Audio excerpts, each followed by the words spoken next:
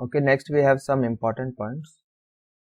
First one, अच्छा इससे पहले वीडियोस में हमने पढ़ा about centroid, circumcentre, orthocentre, incentre, है ना, इन सारे पॉइंट्स के बारे में पढ़ा।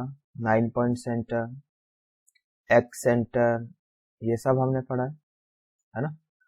तो ये जितने भी पॉइंट्स हैं एक्सेप्ट एक्स सेंटर, इसको आप छोड़ दो, यानी कि centroid, ji stands for centroid, है ना, मतलब सेंट्रॉइड को जनरली हम जी से रिप्रेजेंट करते हैं। C for circumcentre, circumcentre. H आपका ऑर्थो सेंटर के लिए, ऑर्थो सेंटर।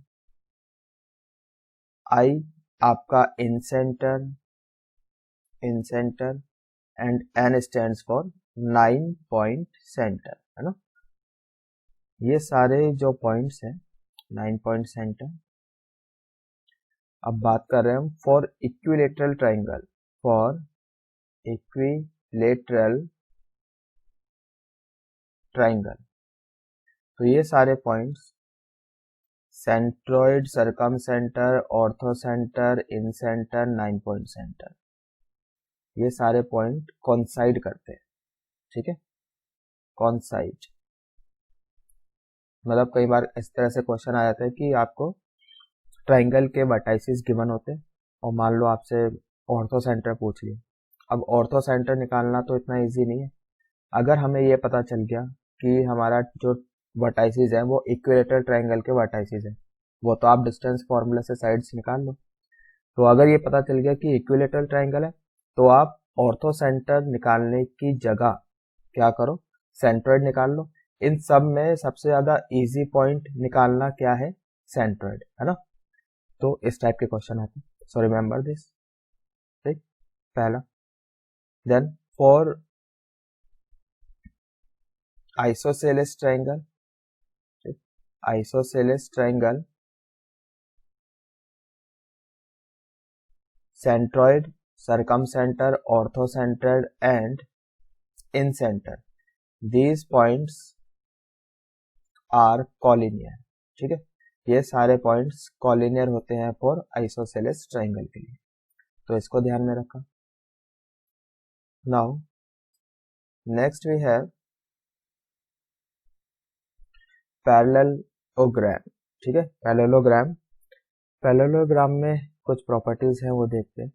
जैसे let's suppose we have A B C D, ये पैरेललोग्राम है हमारे पास। तो अपोजिट साइड्स पैरेलल होती है ना। So A B is parallel to C D, B C is parallel to A D. A B C D के parallel है और बी सी ए डी के पैरेलल है। एंड अपोजिट साइड्स इक्वल भी होती है, A B equals to C D, B C equals to A D, सही है। और क्या प्रॉपर्टी होती है पैरेललोग्राम की, जो डायगोनल्स होती है वो बाइसेक्ट करती है एक दूसरे को, डायगोनल्स बाइसेक्ट ईच अदर, है ना। पहला डायगोनल्स बाइसेक्ट्स ईच अदर, सही है। अब जैसे ये एंगल है आपका, let's suppose this is alpha, this is beta, तो अपोजिट एंगल तो बराबर होते हैं, this is again beta, this is alpha. तो यहाँ पर ये जो अल्फा और बीटा है, these are corresponding interior angles, है ना। तो इनका जो सम होगा alpha plus beta, this is equals to pi. Fourth, जो डायगोनल्स होती हैं these are not angular bisector, diagonals इन एंगल्स को बाइसेक्ट नहीं करती है, ठीक है। Diagonals are not angular bisector, ठीक है। Diagonals are not angular bisector. Like जैसे ये आपका ये पैरेललोग्राम है, ये भी पैरेललोग्राम है। अब मैंने ये डायगोनल बनाई यहाँ पर इस तरह से, तो यू कैन सी ये कोई एंगुलर बाइसेक्टर तो नहीं है, ये दोनों एंगल आपके बराबर तो नहीं है ना, तो वही लिखा है diagonals are not angular bisector. Fifth, जो डायगनल्स होती है एक दूसरे को बाइसेक्ट तो करती है बट डायगनल्स इक्वल नहीं होती इन जनरल। ठीक है, diagonals are not equal in general. ठीक है, मतलब हो भी सकती है बट इन जनरल तो इक्वल नहीं होती, किसी किसी केस में हो सकती है, तो फिर वो देखेंगे अभी थोड़ी देर में कौन से केसेस में होगी। यहाँ पर डायगोनल क्या है, AC is not equal to BD in general. ठीक है, ये चीज समझ में आ गई। अच्छा, रेक्टेंगल में क्या होगा, रेक्टेंगल में पहली प्रॉपर्टी भी होल्ड करेगी, दूसरी भी होल्ड करेगी, है ना, तीसरी भी होल्ड करेगी, फोर्थ भी होल्ड करेगी, फिफ्थ नहीं करेगी, है ना। फिफ्थ, क्योंकि रेक्टेंगल में पहली चार तो कॉमन ही है और फिफ्थ में डायगोनल्स इक्वल होती है। ठीक है, diagonals are equal and diagonals are not angular bisector, ये सही है। बस फिफ्थ चेंज हो जाएगी, फॉर पैरेललोग्राम हो गया, फिर आ जाता है हमारा रेक्टेंगल। रेक्टेंगल के लिए ठीक, तो यहाँ पर फर्स्ट प्रॉपर्टी जो अभी ऊपर लिखवाई है होल्ड करेगी, सेकंड भी आपकी होल्ड करेगी, थर्ड भी आपकी होल्ड करेगी एंड फोर्थ भी आपकी होल्ड करेगी, same diagonals are not angular bisector. And fifth property diagonals are equal. यहाँ पर तो पैरेललोग्राम में तो क्या कह रहे हैं, डायगोनल्स इक्वल नहीं, लेकिन यहाँ पर रेक्टेंगल के केस में डायगोनल्स इक्वल होंगी, डायगोनल्स आर इक्वल। सही है, तो इस फिगर के हिसाब से जैसे ABCD, AC डायगोनल है और BD डायगोनल है, तो यहाँ पर तो AC equals to BD। Got it, ये चीज समझ में आ गई। नाउ अब बात करते हैं rhombus. Next we have rhombus. Rhombus जो है this is also a special case of, it's a special case of parallelogram. Parallelogram का स्पेशल केस है ये भी। ठीक है, लाइक अब इसमें क्या होगा, जैसे ये ABCD, अब पैरेललोग्राम का स्पेशल केस है तो कुछ प्रॉपर्टी पैरेललोग्राम वाली भी होंगी। यहाँ पर AB equals to BC equals to CD equals to AD, यानी all four sides are equal, all four sides are equal.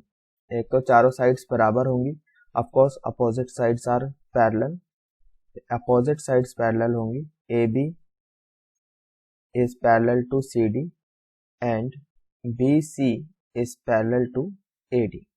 ठीक है, ये पहले हमने पैरेललोग्राम में भी बोला था, बस यहाँ पे चारों साइड्स बराबर हैं। पैरेललोग्राम में क्या था, अपोजिट वाली साइड्स बराबर थी। ठीक है, दूसरा डायगोनल जो है वो बाइसेक्ट करती है बट 90 डिग्री पर। डायगोनल्स